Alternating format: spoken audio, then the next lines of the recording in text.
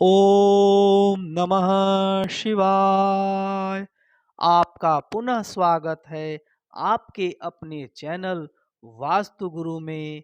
आज वास्तु गुरु चैनल के माध्यम से मैं एक लंबी यात्रा पर निकला हूँ, जो यात्रा बाबा विश्वनाथ की नगरी काशी से बाबा केदारनाथ के द्वार तक जाएगी और वहीं जाकर के यह यात्रा पूरी होती है। कुछ दूर आप रेल से सफ़र कर सकते हैं, उसके बाद आपको रेल नहीं मिलेगी और आप रोड के माध्यम से बस या टैक्सी के द्वारा सफ़र करते हुए गौरी कुंड तक पहुँचेंगे।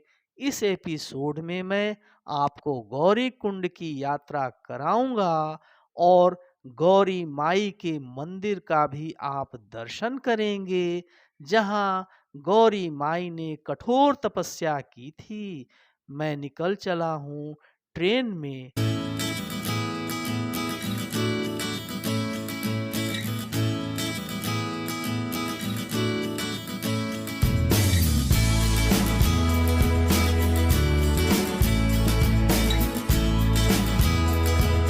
हम लोग हरिद्वार रेलवे स्टेशन पर उतर चुके हैं। मैं आया हूँ बनारस देहरादून एक्सप्रेस से। यह ट्रेन यहाँ खड़ी हो गई है और हम लोग यहाँ पर ट्रेन का सफ़र छोड़ेंगे। आप हरिद्वार रेलवे स्टेशन तक ही ट्रेन से आ सकते हैं या ऋषिकेश स्टेशन तक भी जा सकते हैं, जो कि मात्र 30 से 40 किलोमीटर दूर है और यहीं से सफ़र शुरू होता है रोड से। आप सड़क के माध्यम से देखिए, यह तीखे मोड़, यह सुंदर पहाड़ियाँ, बीच में माँ गंगा बहती हुई हैं और मटमैला रंग, मिट्टी का पानी घुला हुआ है इसमें। और यह पर्वत का सुंदर दृश्य आप देखिए। धीरे धीरे हम आगे बढ़ रहे हैं।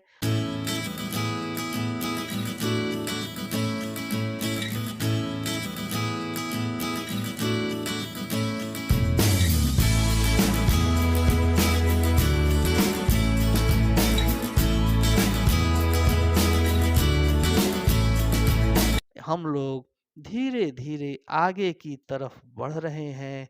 यह मनोहारी दृश्य देखते हुए आप आगे बढ़िए।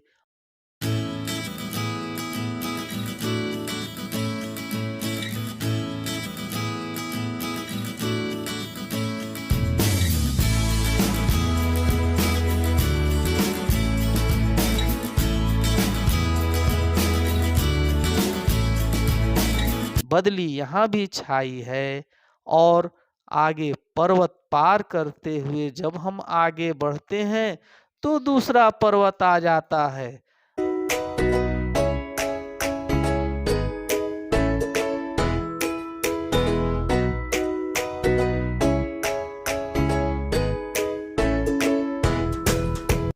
बाबा केदारनाथ को याद करते हुए हम आगे की तरफ बढ़ रहे थे। तीखी पहाड़ियाँ, धूप की रोशनी सीधे आंखों पर पड़ रही थी।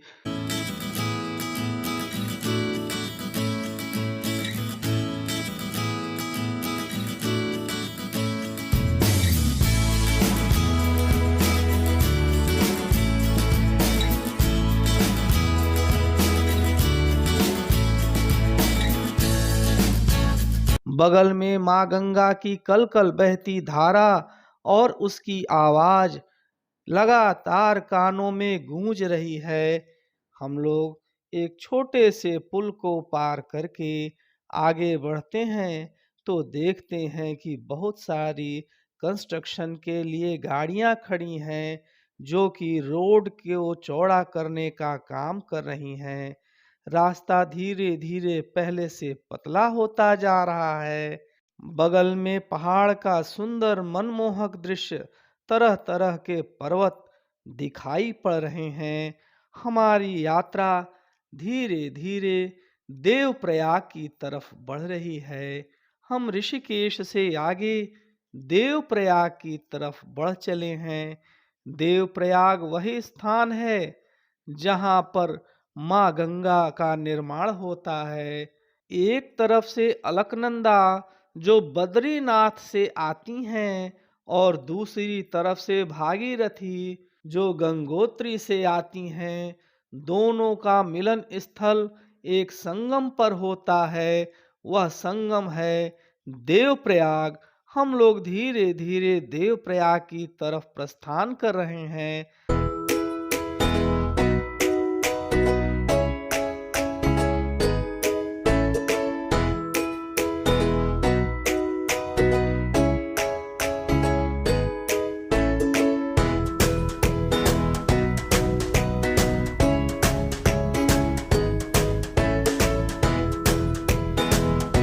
जैसे जैसे हम ऊपर बढ़ रहे हैं, मनमोहक दृश्य, सुंदर बदली के दृश्य और सुंदर पर्वतों के दृश्य को एक साथ आंखों में समेटने की कोशिश कर रहे हैं। आप इस चलचित्र के माध्यम से देख सकते हैं, बड़ा ही मनोहारी दृश्य प्रतीत होता है। अब पर्वत में हम ऊपर की तरफ बढ़ते चले जा रहे हैं। एक पर्वत समाप्त होता है तो दूसरा पर्वत सामने दिखाई पड़ने लगता है। हमें इंतजार था उस क्षण का जब देवप्रयाग का हम दर्शन कर सकें। हमने वाहन से ही देवप्रयाग के दर्शन किए और वाहन में रास्ते में जाते समय आपको भी देवप्रयाग के दर्शन होंगे। हम इसी चेष्टा के साथ हमारे मन में यह उत्सुकता थी कि उस पवित्र स्थान का दर्शन हम जल्द से जल्द करें, जहाँ से माँ गंगा का निर्माण भागीरथी और अलकनंदा के संगम से होता है।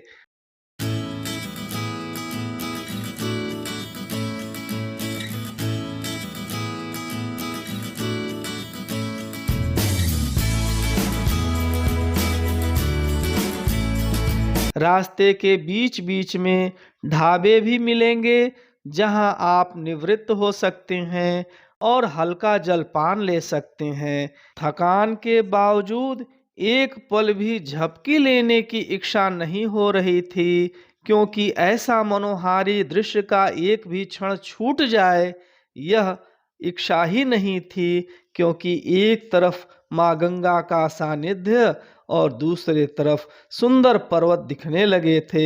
हम लोग आगे बढ़े और माँ धारी देवी का मंदिर दिखने लगा। उत्तराखंड की यह कुल देवी हैं। एक बार 2013 के प्रलय से पहले इस मंदिर को अन्यत्र ले जाने की चेष्टा की गई और अगले ही दिन महाप्रलय आ गया, जिसने संपूर्ण उत्तराखंड को त्रासदी में डाल दिया। यह उसी धारी देवी का मंदिर है और इस मंदिर के पास चल रही परियोजना को यथावत छोड़ दिया गया। फिर दोबारा इस मंदिर को हटाने की चेष्टा नहीं की गई। ऐसा माना जाता है कि माँ धारी देवी उत्तराखंड की रक्षा करती हैं, परंतु इनका सम्मान करना भी हम सब का कर्तव्य बनता है। धीरे धीरे माँ गंगा का वेग तेज होता जा रहा है और नदी का पाट चौड़ा होता जा रहा है। पर्वत की श्रृंखलाएं और भी सुंदर और मनोरम दिख रही हैं और तीखे तीखे मोड़, मनोहारी दृश्य, सुंदर मनोरम मौसम और केदारनाथ पहुंचने की उत्सुकता, इन तीनों का संगम भी हृदय में हो रहा था। हम लोग श्रीनगर की तरफ आगे बढ़ रहे हैं।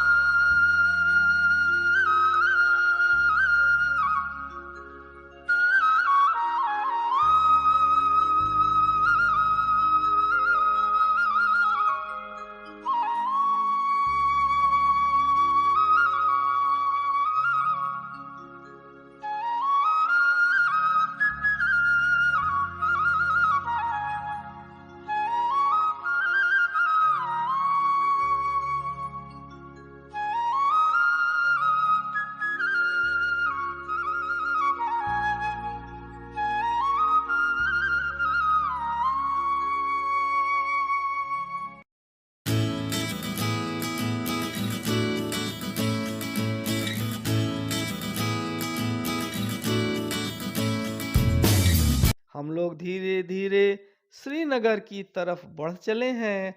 रास्ते थोड़े पतले और कहीं कहीं पर थोड़े से खराब मिलते हैं।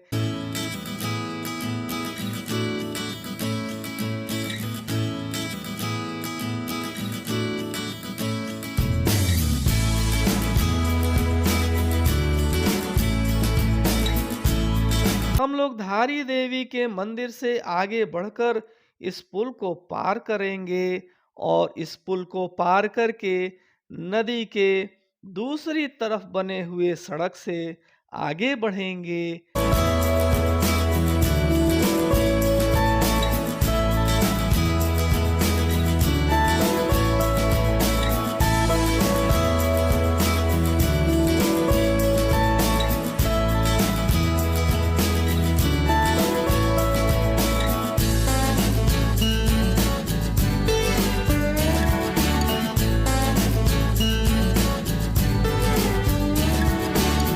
ऋषिकेश देवप्रयाग होते हुए अब हमारी यात्रा शनैः शनैः रुद्रप्रयाग की तरफ बढ़ चली है।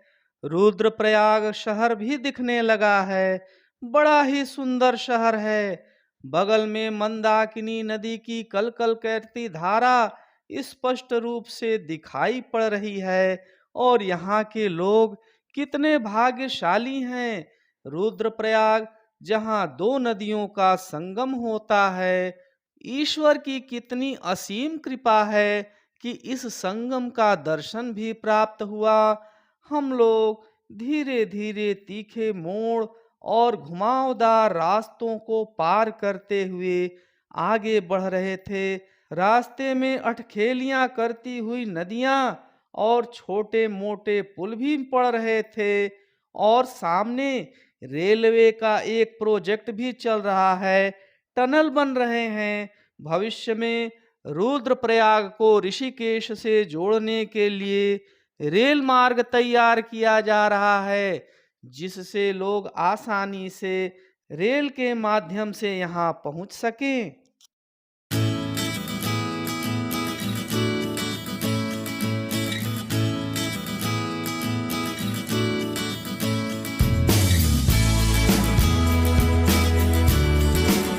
यह देखिए रुद्रप्रयाग का संगम।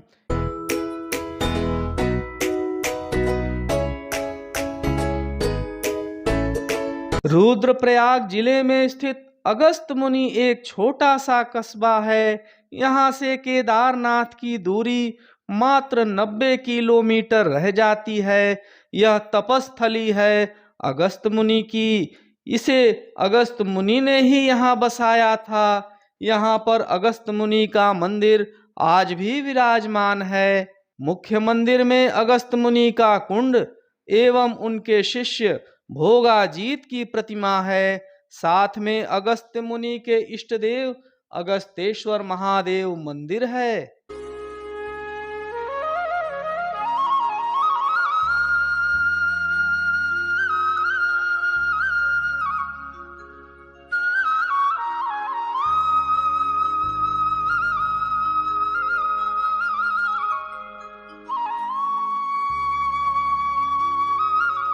हम लोग शनैः शनैः आगे की तरफ बढ़ रहे हैं। हमें सिर्फ केदारनाथ की यात्रा करने की उत्सुकता है। हम पहुंचना चाहते हैं शीघ्र से शीघ्र बाबा केदारनाथ के द्वार पर और शीश नवाना चाहते हैं उनके चरण कमलों में, अर्थात उनके शिवलिंग का दर्शन पाना चाहते हैं।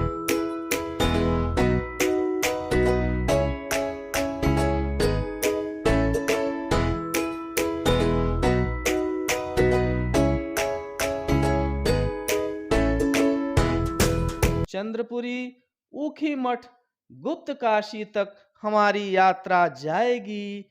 गुप्त काशी वह स्थान है जिसे उत्तराखंड का काशी कहा जाता है। यहाँ भगवान विश्वनाथ का भी मंदिर है। और आगे बढ़ने पर हम लोग नारायण कोटी, फाटा, सिरसी, रामपुर, सीतापुर होते हुए सोनप्रयाग की यात्रा कर रहे हैं। रास्ते बहुत ही जटिल हैं। अब रास्ता गुप्तकाशी से लेकर के सीतापुर और सोनप्रयाग का बहुत ही कठिन है।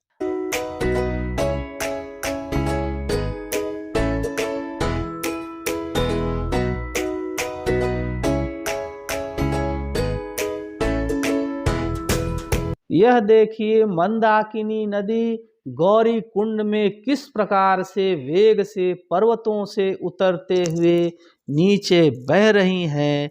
इसका शोर बहुत ही तेज है। रात में जब आप कहीं भी रुकेंगे टेंट अथवा होटल अथवा धर्मशाला में, तो इसका शोर ऐसा प्रतीत होता है जैसे झरने गिर रहे हों या बाहर की तरफ बहुत तेज बारिश हो रही हो, ऐसा महसूस होता है।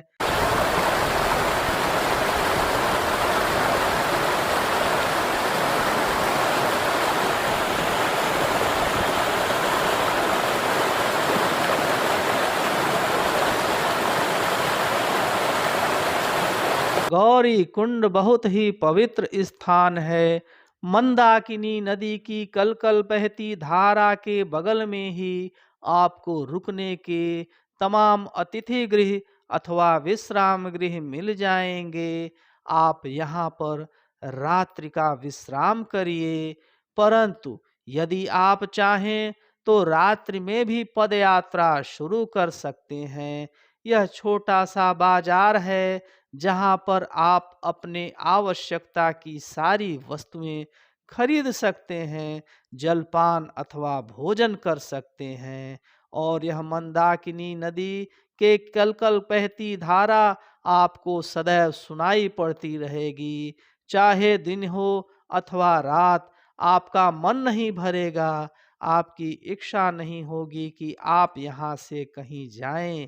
सिर्फ निहारते रहें माँ मंदाकिनी की कलकल बहती धारा को। आप देखिए और अपनी आंखों में समेट लीजिए। यह जल बहुत ही शीतल है, जैसे बर्फ का पानी।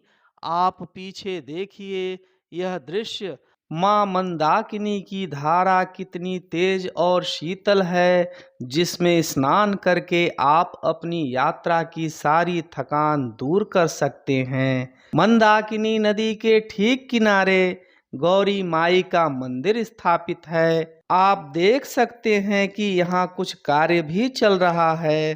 साथ में उत्तराखंड के पर्यटन विभाग द्वारा यह जानकारी लिखी गई है।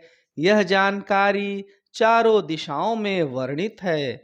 इसमें आप स्पष्ट रूप से पढ़ सकते हैं। भगवान शिव को समर्पित केदारनाथ चार धाम यात्रा में तीसरे स्थान पर आता है।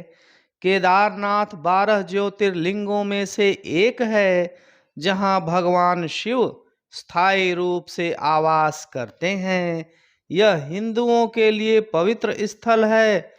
माना जाता है कि शंकराचार्य ने स्वयं इस मंदिर का निर्माण 8वीं सदी में किया था।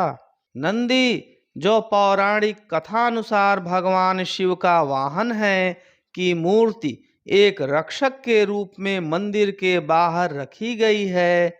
यह माना जाता है कि कुरुक्षेत्र की महान लड़ाई के बाद पांडवों ने अपने मित्र एवं संबंधियों को मारने का दोषी महसूस किया। उन्होंने अपने पाप मुक्ति के लिए भगवान शिव की आशीर्वाद की आवश्यकता पड़ी। भगवान शिव मिलने के इच्छुक नहीं थे, इसलिए पांडव से बार बार बच रहे थे।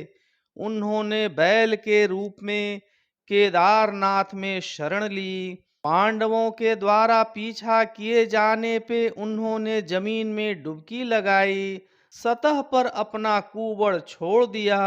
भगवान के शेष 4 भाग अन्य स्थानों पर दिखाई देते हैं, जिसमें हाथ तुंगनाथ में, पेट नाभि मदमहेश्वर में और लट के साथ मस्तक पर कल्पेश्वर में दिखाई देते हैं।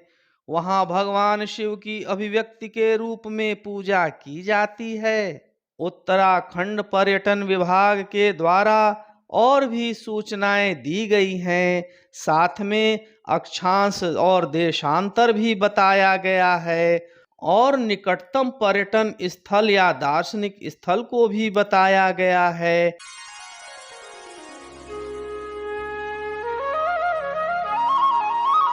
और यह सामने गौरी माई मंदिर का दर्शन कर सकते हैं।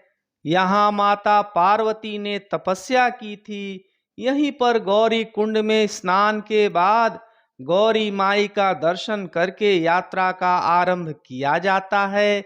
यहाँ आप पढ़ भी सकते हैं, लिखा हुआ है श्री गौरी माई मंदिर।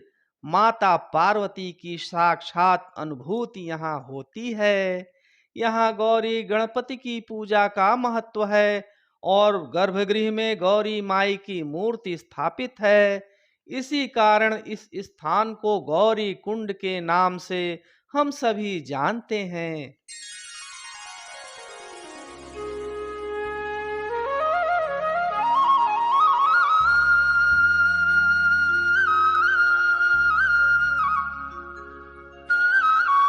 सामने ही एक कुंड है, यहाँ से निरंतर जल की धारा निकलती है। सामने ही भगवान शिव एवं माता पार्वती की मूर्ति बनी हुई है। एक और मूर्ति जिसमें मां का वात्सल्य रूप भगवान गणेश को गोद में लिए हुए दिखाई पड़ता है। बगल में ही स्नान करने के लिए गौरी कुंड है। यहाँ का पानी इतना गर्म है कि स्नान करने के बाद सारी थकान मिट जाती है। आप रात में भी मंदाकिनी नदी की तेज धारा को सुन सकते हैं।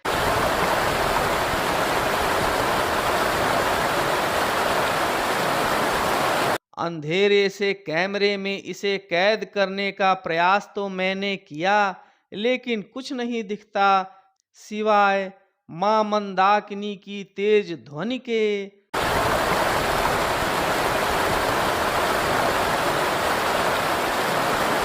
हम लोग बहुत देर तक मां मंदाकिनी की गोद में रात में भी बैठकर इस पावन और मन को अंदर तक पवित्र कर देने वाली आवाज को सुनते रहे। वहां से उठने का मन ही नहीं कर रहा था। रात के 9 बजे से ज्यादा का समय हो गया था और तापमान लगभग 11 डिग्री सेल्सियस के आसपास था। रात्रि में गौरी कुंड का छोटा सा बाजार मंदाकिनी नदी के ठीक ऊपर गलियारे के रूप में है। यहाँ देर रात तक चहल पहल बनी रहती है। नीचे से मंदाकिनी नदी की आवाज मन को आध्यात्मिक रूप से जागृत कर देती है। बाजार में छोटे छोटे होटल और गेस्ट हाउस भी हैं। गौरी कुंड के बाजार में आपको सादा भोजन अर्थात दाल चावल, कढ़ी, सादी सब्जी, मैगी, मोमोज आदि भी मिल जाएगा। ऊंचाई पर होने के कारण आपको लगभग 2 गुना मूल्य देना होता है, क्योंकि यहाँ सारी वस्तुएं नीचे से लाई जाती हैं, जिससे ट्रांसपोर्ट की लागत बढ़ जाती है। पैसा नकद अपनी आवश्यकता के अनुसार रख लीजिएगा, क्योंकि सोनप्रयाग में एटीएम मिलेगा। इसके बाद सीधे आपको केदारनाथ मंदिर के पास ऊपर ही एटीएम मिलेगा। गौरी कुंड में कोई एटीएम नहीं है।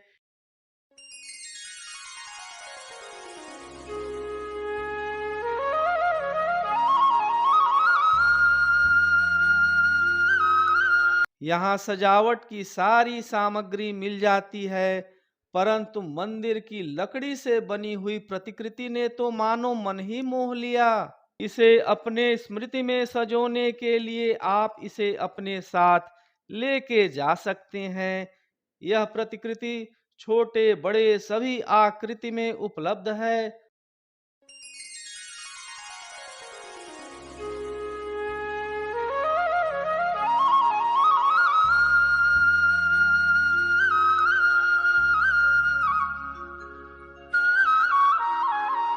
भोजनालय मेडिकल स्टोर, सभी आवश्यकता की वस्तुएं इस बाजार में आपको मिल जाएंगी। हम लोग प्रातः स्नान करके बाबा केदारनाथ के दर्शन के लिए प्रस्थान करेंगे। रात्रि में हम लोग भी गौरी कुंड में एक गेस्ट हाउस में रुक गए, क्योंकि हमें यात्रा प्रातः काल में स्नान करने के बाद आरंभ करनी थी। बाबा केदारनाथ का नाम लेते हुए प्रातः हम दर्शन के लिए निकले, और परम सौभाग्य कि हम गर्भगृह में जाकर बाबा का दर्शन प्राप्त कर सके। यह अविस्मरणीय क्षण बाबा केदारनाथ की कृपा से ही संभव हो पाया।